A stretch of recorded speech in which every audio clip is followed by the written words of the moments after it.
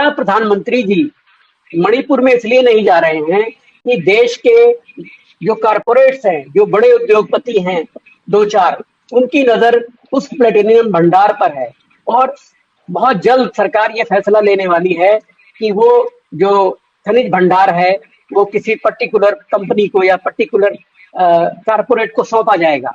और अगर प्रधानमंत्री जी अब गए तो बहुत जल्दी विपक्ष और सारे लोग और 2024 तक आते आते इसे बड़ा मुद्दा बना सकते हैं कि देखिए इन्होंने मणिपुर की जो यात्रा की थी वो खनिज खाने देने के लिए की थी।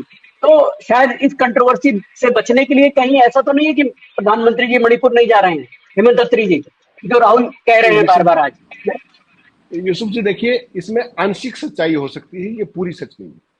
अगर प्रधानमंत्री कोई इतने नासमझ नहीं है, जो यहाँ पे खनिज पदार्थ यहाँ मिले हैं वैसे ही खनिज जम्मू कश्मीर में भी मिले, जिनकी बहुत हाई वैल्यू है बैटरी के हिसाब से, लिथेनियम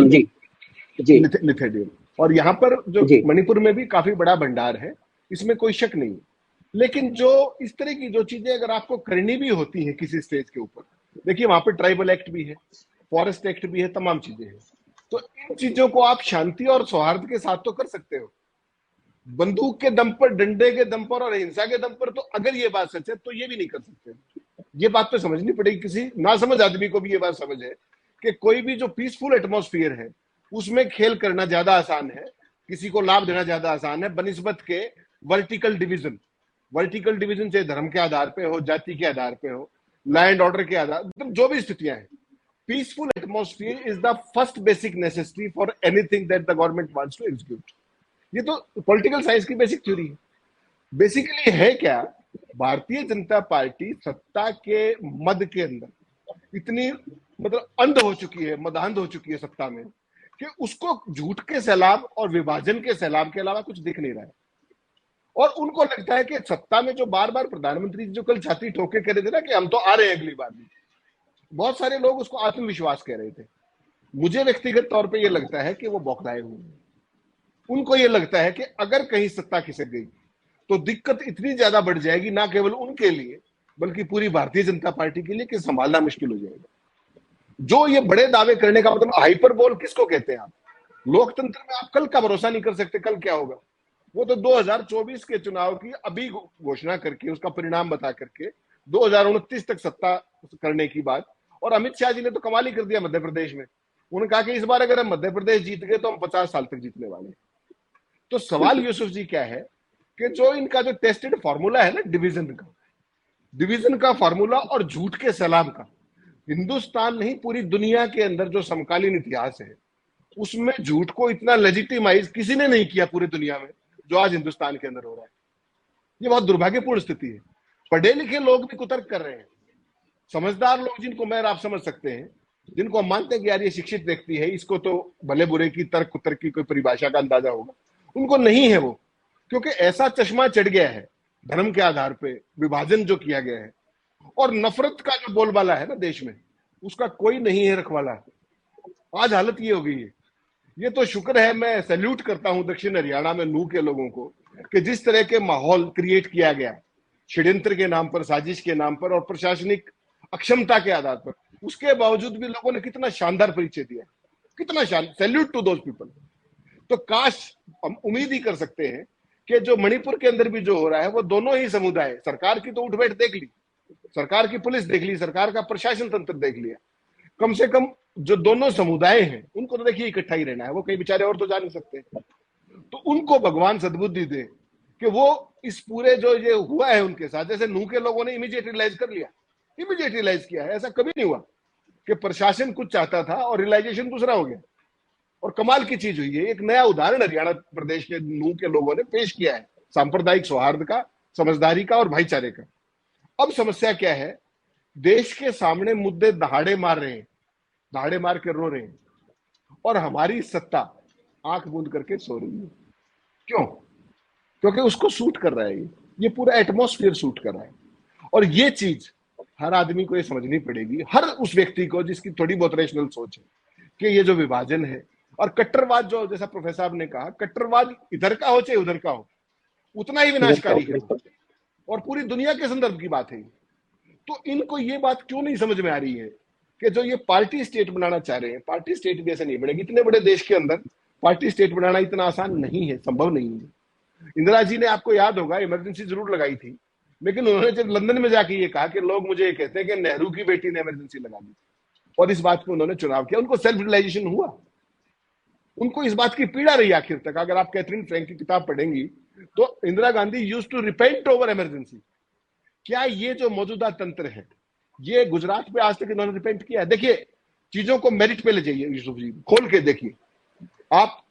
जो कुछ पंजाब के अंदर हुआ, कांग्रेस पार्टी ने किस किस ने माफी मांगी? सोनिया गांधी ने माफी मांगी, डॉक्टर मनमोहन सिंह ने माफी मांगी, जो 1984 के बाद। क्या भारतीय जनता पार्टी और आरएसएस में किसी व्यक्ति ने आज तक बाबरी मस्जिद को लेकर माफी मांगी है? आज तक किसी ने गुजरात के दंगों को लेकर माफी मांगी है? दिल्ली के दंगों को लेकर माफी मांगी है? मुजफ्फरनगर के दंगों को लेकर माफी मांगी है? आप तो कपड़ों से लोगों को पहचानना सिखाते हैं। ये कहां पहुंच गए हम? आप प्रोग्रेसिव सोसाइटी की बात करते हैं, आप देश को 21वीं सदी में ले जाने की, विश्व गुरु ले जाने की बात करते हैं। तो हम किस चीज के विश्व गुरु हैं? हम भूखमरी के विश्व गुरु हैं? 82 करोड़ लोग जिस देश में सरकारी मुफ्त अनाज पर कर रहे हो गुजर बसर, ये सरकार का आंकड़ा, ये मैं और आप नहीं कह रहे। और उसके बाद आप कहते हैं कि मैं देश को 2028 में तीसरी शक्ति बना दूंगा, आर्थिक शक्ति। अरे भाई, अमेरिका में $80,000 प्रति व्यक्ति आए हैं, आपके यहाँ $2,200 है। आप देखिए ना देश कितना बड़ा है।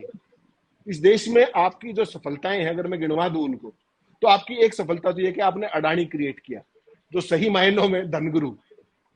उसके अलावा अगर आपने कोई जो आप वायदे करके आए थे, आप मुझे एक स्मार्ट सिटी का नाम बता दीजिए पूरे देश के अंदर। कितने किसानों की आय दुगनी हुई है? वो तो पूरे देश की करने वाले थे 22 तक। मैं तो ये पूछ रहा हूं कि कितने किसानों को होगी, वो संख्या बता दीजिए।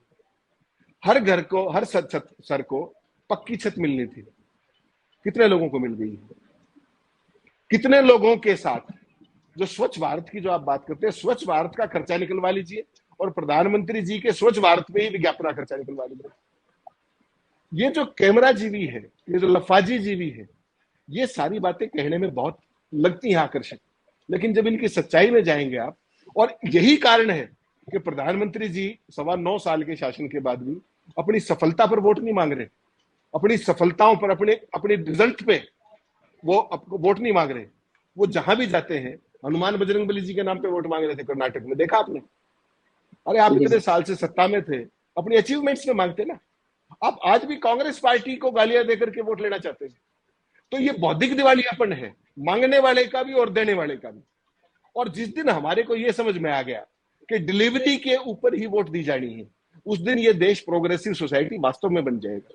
और यही कारण है कि ये जो मौजूदा तंत्र है, चाहे वो भाजपा, आरएसएस है, चाहे जो इनके संगठन जो भी है, वो अनपढ़ रखना चाहते हैं। और ना केवल अनपढ़ रखना चाहते हैं, आपने एक शब्द कहा था कि ये पढ़ते पढ़ते कम है। पढ़ते पूरा है, लेकिन उल्टा पढ़ते, कुपढ़ है। उसी चीज को जो ठीक पढ़नी चाहिए, उस कायदे को ये उल्टा पढ़ते। जो पूरी दुनिया कर रही है प्रोग्रेस, ये उसको रिग्रेशन में बदल रहे हैं। तो ऐसा नहीं है कि ये अनपढ़ है, ये कुपढ़ है। और कुपढ़ भी उस स्तर तक है कि जिसको देश की कोई चिंता नहीं है, समाज की कोई चिंता नहीं है, और पूरी दुनिया में हमारी क्या खिल्ली उड़ रही है। देखिए, पूरी दुनिया में जो आज आपकी प्रशंसा हो रही है ना, वो किसी और कारण से हो रही है, वो किसी व्यक्ति की नहीं है, वो इस देश की प्रशंसा है। हमारा भौगोलिक आकार, हमारी आबादी, हमारी रिक्वायरमेंट्स, दुनिया का व्यापार, उन सारे कारणों से आज कोई भी प्रधानमंत्री है उसको वही सम्मान मिलेगा। लेकिन वो प्रधानमंत्री अल्टीमेट अपने देश में डिलीवरी क्या कर रहा है, ये तो उसको सोचना ही चाहिए ना। और अगर वो नहीं सोच रहा है तो वोटर को सोचना चाहिए। और अगर दोनों नहीं सोच रहे तो परिणाम वो है जो आज आपके सामने है। तो स्थितियां उतनी सरल नहीं है यूसुफ जी जो दिख रही हैं, स्थितियां विकराल हैं। और इनको सॉल्यूशन करने के लिए कोई ना कोई ऐसा जन नेता, जैसे जयप्रकाश जी आए थे, आज देश को उस तरह की चीज की जरूरत है जो सच को सच, झूठ को झूठ और सच्चाई का आईना दिखा सके, देश को एकता के सूत्र में पिरोस के इस सांप्रदायिकता से मुक्ति दिला सके। और ये जो लोग हैं, इनको इन्हीं की भाषा में एक्सपोज करके जवाब दे सके, वरना we are bound to be doomed in the days to come. जी, बहुत शुक्रिया।